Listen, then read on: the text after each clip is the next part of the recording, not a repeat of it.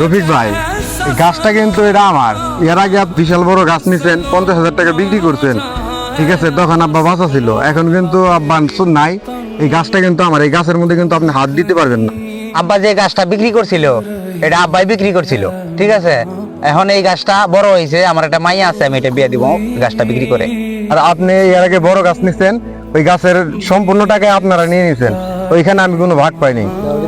এই গাছটা দিয়ে আমি ফার্নিচার বানাবো, আমার বাসায় ফার্নিচার বানাইতে হবে, এই গাছের কোনো ভাগ আমি আপনাকে দিতে পারবো না। গাছটা আমি নিব, ওই গাছ তো আব্বাই বিক্রি করেছে, এটা আমার কাছে কয়েকটা টাকা দিছিল আব্বাই, আর তুমি তো হয়তো ছোট ছিল, তুমি বাগে পাও নাই।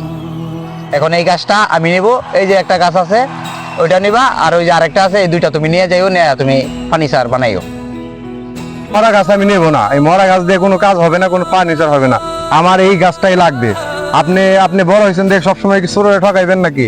এটা মেনে নেবো না আমি।